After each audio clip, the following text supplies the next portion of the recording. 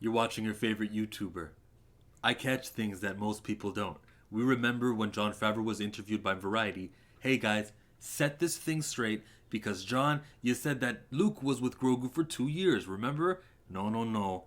It was only for 2 years. He says the answer here, but the way he finishes that interview is interesting. Somewhere between 0 and 2 years. Oh, so not that many years. No, not that many.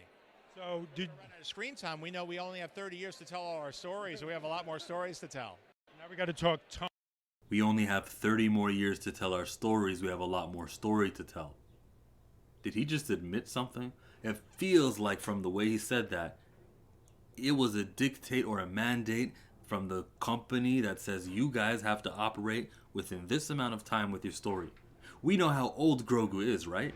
He's 50, but he can live to be longer. So Grogu will be here just the same way we expect to see C-3PO in future Star Wars. And when I say future, I mean after the last ninth movie that we got, Rise of Palpatine.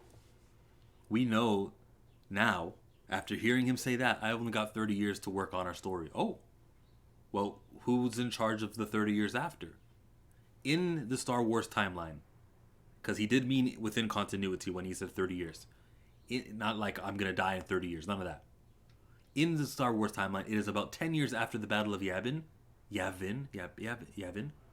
where the Mandalorian story, along with Ahsoka, Book of Boba Fett, Skeleton Crew, this era that we're watching on Disney Plus every night at 3 a.m. Eastern, that show happens 10 years ABY.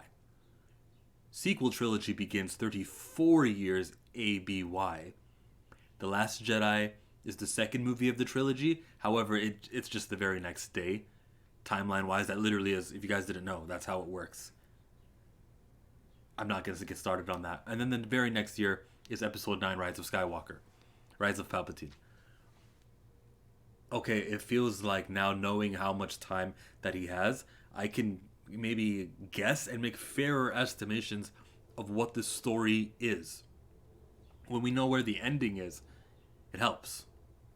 His goal is not to do something to change anything way in the future. And that matters. I always look at Star Wars as the lightsaber franchise. It's the place where they got telekinesis and fighting with lightsabers. And we are sick because this franchise has so few lightsaber wielders. It's nice to get confirmation that Quinlan Vos survived, but we know Kenobi dies and Yoda dies and Luke is going to be cutting himself off from the Force. And there's so few. Mace Windu, we still don't know what's going on with him. So to be getting Grogu, to be getting a lightsaber in the form of a darksaber is like good news for me when I hear that. When I see that they're going to work on 30 years, I'm like, how much can you rehab within this 30 years? Is Luke going to train other people prior to what he does with Kylo Ren, with Ben Solo? I want to see what Luke Skywalker does in the first graduates of his academy. There's an animated show there. Get Mark Hamill, he's good at voice acting, or get somebody else. There's a lot that can be done within 30 years, and hearing him say that is, I'm drawing attention, it's confirmation. Do you disagree with that? That's what the comment section is for. You can tell me, no, chill, he didn't really mean that they've only got 30 more years to work on a story. That I don't know, you can make up whatever excuse you can make up.